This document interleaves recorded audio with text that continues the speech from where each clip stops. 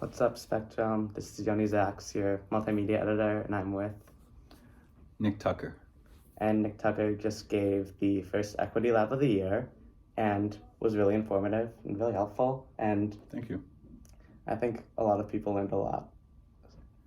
That's what I hope. I travel the country, I speak to kids, and my hope is that the message I'm trying to relay to them, some people are receiving it. And the wonderful thing about speaking to kids and audiences is that they come to you afterwards telling you what they got from it, and sometimes it's something you never expected.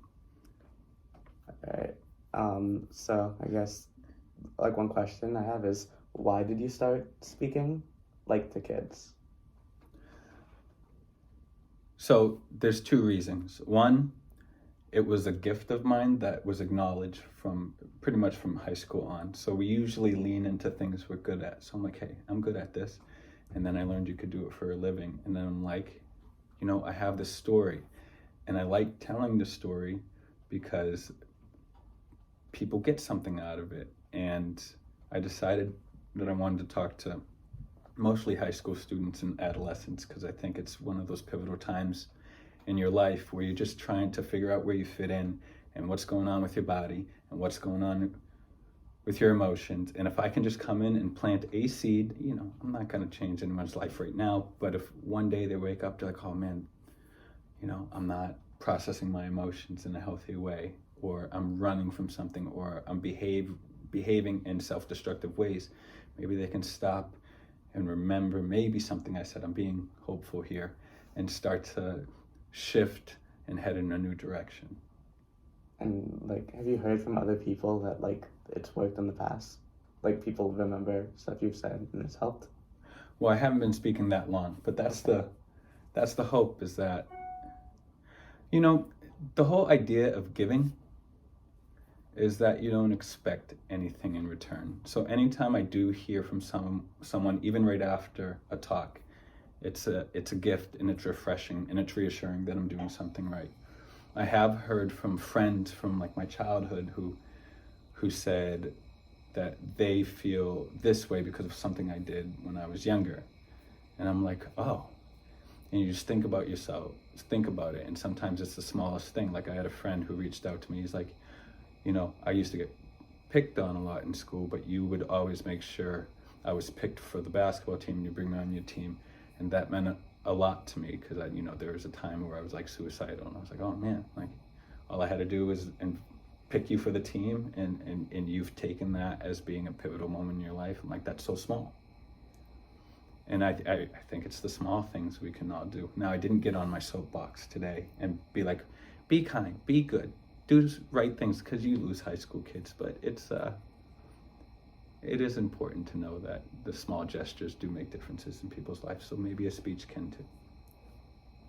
Okay, and I think your speech was really good, and I think everyone's going to want to know more about you and your friendship with Mr. Batiste. So I was a senior when Big Les was a freshman. So we were friends and friendly, but we weren't hanging out outside of class one-on-one, but we'd hang out in groups.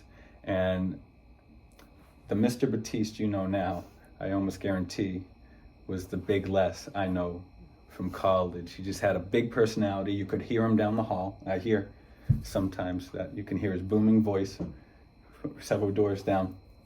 And he was always smiling, and he's one of those people you just wanted around. And I just watch him in his new domain, and I feel like it must be the same 10 years later. And I guess, speaking on your college experience overall, Mm-hmm. do you think it was, a good experience? And if you had the chance, would you relive it all again? Would you go back and make the same choices, or would you make different choices? It's always a tough question, because I'm very happy with where I am in life now, so you always wonder, if you make different choices, would you be in the same place? But obviously, when I look back, there are definitely things I would do differently, because I did some destructive things. But overall, I loved college. I loved my experiences. I have some lifelong friends from Kobe. And one thing I would go back and do differently, definitely, is I wouldn't drink as much, because I learned after I graduated that there were so many activities and fun things to do around where the college was, and I didn't do any of them. And there were things I loved, like there were mountains there, and I loved the hike. There was a woodworking shop there. I don't know woodworking, but I would have loved to have taken that class. But I was just busy doing other things. All right, and I see we're running out of time, but I have one last question. Ask why. Would you tell kids to join Honor Society? Yes, only because you get this really cool fash. But I honestly don't know if it's benefited me in any way. Am I still a part of it? Do they have like a record of me somewhere? Are they gonna come and like ask me to drink Kool-Aid? I don't know. All right. On that note, thank you so much. Thank you, Yoni. And see you next time.